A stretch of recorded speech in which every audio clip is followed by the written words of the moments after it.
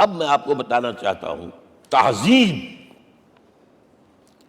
ہمارے ہاں اصل میں بدقسمتی سے ہم سیرت کی تقریریں کرتے ہیں، حضور کی عظمت بیان کرنے کی کوشش کرتے ہیں. کچھ لوگ تو خیر حضور کی زلفیں ہیں، حضور کی آنکھیں ہیں، حضور کی کملی ہے، حضور کا سایہ نہیں تھا وغیرہ، یہ باتیں اپنی جگہ ہیں، ہر چیز ٹھیک ہے. لیکن یہ جان لیجئے حضور کی اصل عظمت ایک نبی اور رسول کی حیثیت سے ہے، اور وہ شے وہ ہے جہاں جبرائیل کے بھی پر جل رہے ہیں، اس کی حقیقت کون جانتا ہے؟ میں ایک مثال دے رہا ہوں آپ کو کہ حضور 100 میں وصال رکھا کرتے تھے. آج روزہ رکھا، شام کو افطار نہیں کیا، وہ رات کو چل رہا ہے روزہ، اگلے روز پھر وہ کنٹینیو کر رہا ہے شام تک، 2 دن کا 100 میں وصال، 3 دن کا بھی رکھتے تھے. صحابہ نے اجازت چاہی حضور ہمیں بھی اجازت دے دیں، نہیں. آج کے حضور آپ تو رکھتے ہیں، ہمیں منع کرتے ہیں. اب سنیے، ایکم مثلی، تمہیں سے کون ہے مجھ جیسا؟ ابھی تو عند ربی، میں تو اپنے رب کے پاس رات گزارتا ہوں. ہوا یطعمنی ویسقین، وہ مجھے کھلاتا اور پلاتا ہے. کیا سمجھیں گے ہم؟ کیا ہماری سمجھ میں آئے گا؟ یہ معاملہ نبوت کے جو اسرار و رموز ہیں، ان کا جو مقام اور مرتبہ ہے، وہ کوئی نبی پہچان سکتا، غیر نبی تو پہچان ہی نہیں سکتا. ایک ڈاکٹر کا کیا مقام ہے اپنے فن میں؟ وہ کوئی ڈاکٹر ہی سمجھ سکے گا نا، غیر ڈاکٹر کہاں سمجھے گا؟ اور حقیقت میں وہی سمجھے گا جو اس سے بھی اوپر کا ڈاکٹر ہے، نیچے والا تو نہیں سمجھ سکتا. جو کمتر ہے وہ تو صرف اوپر دیکھے گا، اللہ اللہ خیر صلی اللہ. جو اوپر ہے اور ظاہر ہے محمد سے اوپر کوئی نہیں صلی اللہ علیہ وسلم. یہی وجہ ہے، دیکھیے شیخ سعدی کو کیا کہنا پڑا، یا صاحب الجمال و یا سید البشر من وجهك المرير لقد نور القمر لا يمكن الثناء كما كان حقه بعد خدا بزرگ توئی قصہ مختصر. اے محمد صلی اللہ علیہ وسلم، آپ کی ثنا جیسے کہ حق ہے ہو ہی نہیں سکتی. غالب اس سے بھی آگے گیا ہے، میں بات ابھی آپ کو سناتا ہوں شعر اس کا. آپ کی ثنا کا حق ادا ہو ہی نہیں سکتا، بس ہم یہ جانتے ہیں اللہ کے بعد آپ کا مقام. غالب جو آگے گیا ہے کہتا ہے، غالب ثنائے خواجہ بیزداں گذاشتیم کہاں ذات پاک مرتبہ دان محمد است.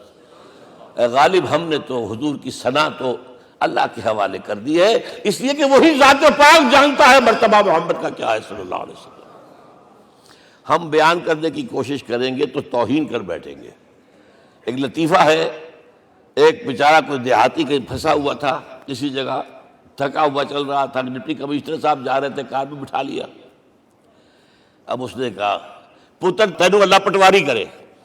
اب اس غریب کے جو ہے اس کے ذہن میں تو پٹواری سے اوپر تو کچھ ہے ہی نہیں.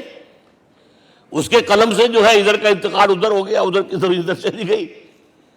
تو ڈی سی کو وہ تعریف کر رہا ہے اپنے سمجھ کے مطابق، پٹواری کرے. تو ہم کہیں پٹواری والا معاملہ نہ کریں. ہاں ایک پہلو ایسا ہے جس کے حوالے سے حضور کی عظمت ہماری سمجھ میں آئے گی.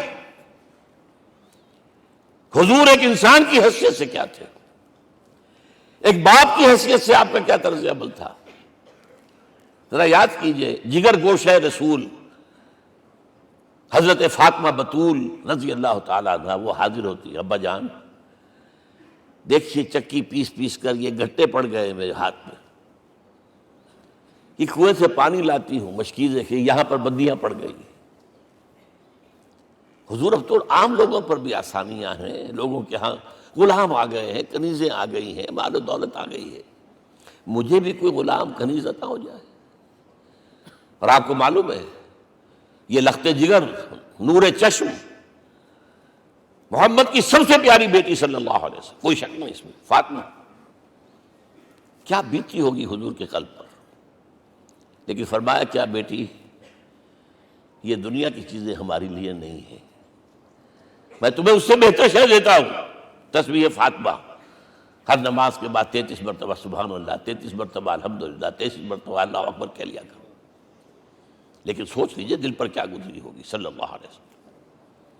حضرت عائشہ سے پوچھئے، حضرت خدیجہ سے پوچھئے حضور کیسے شوہر تھے؟ آپ سے زیادہ خواتین کے حق میں نرم، گھر کے کام کا جھاڑو دے رہے ہیں، کپڑے جو ہے بوسیدہ انہیں سی رہے، گھر میں بیٹھے ہوئے یہ کام کرتے تھے۔ بہرحال ایک بات میں آپ سے عرض کروں، آپ انسان کی جس حیثیت کا بھی ذہن میں تصور کریں گے وہ ساری حیثیتیں محمد میں موجود ہیں صلی اللہ علیہ وسلم۔ محمد حاکم کی حیثیت سے بھی ہیں، محمد سب سالار کی حیثیت سے بھی ہیں، محمد قاضی القضات بھی ہیں، محمد ہیڈ آف دی اسٹیٹ بھی ہیں، محمد بیویوں والے بھی ہیں، اولاد والے بھی ہیں، محمد 5 وقتہ امام بھی ہیں، جمعے کے خطیب بھی ہیں، مدرس قرآن بھی ہیں، مربی بھی ہیں، مزکی بھی ہیں، اور ہر میدان میں بلند ترین مقام۔ کوئی ایسی جامع شخصیت ملے گی؟ ہمارے ہاں تو حال یہ ہے کہ جو خطیب صاحب ہوتے ہیں وہ 5 وقتہ نماز کیسے پڑھا سکتے ہیں؟ ان کا تو اونچا مقام ہے، 5 وقتہ نماز کے لیے تو علیحدہ چاہیے امام آپ کو، اور وہاں بھی ایک امام سینئر ہوگا وہ عشاء مغرب اور فجر پڑھائے گا، ایک جونیئر ہوگا بیچارہ وہ جو خاموش نماز ہے وہ پڑھائے گا۔ 5 وقتہ نماز پڑھا رہے ہیں محمد صلی اللہ علیہ وسلم، اور خطیب بھی وہی ہے، مربی بھی وہی ہے، مزکی بھی وہی ہے۔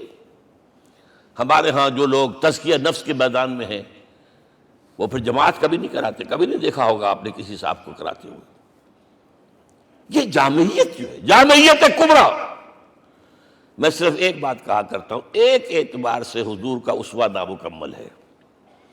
آپ مجھے سوء ادب کا مرتکب نہ قرار دے دیں، اسوہ کیا ہے؟ عورت کے لیے اس کی اپنی نسوانی زندگی کے لیے اسوہ آپ میں نہیں ہے، آخر نصف انسانیت ہے، اسے بھی اسوہ چاہیے۔ یہ ہے جس کی وجہ سے حضور نے شادیاں کی ہیں زیادہ۔ خواتین کے لیے اسوہ حضور کے ازواج مطہرات ہیں، اور ان میں سب سے بڑھ کر جو بالکل یوں سمجھیے کہ آغاز کے اندر نوجوانی میں آ گئی ہیں حضور کی خدمت میں، نہایت ذہین و فطین، انہوں نے پھر عورت کی زندگی کے لیے حضور کا جو طرز عمل تھا وہ انہوں نے بیان کیا نا۔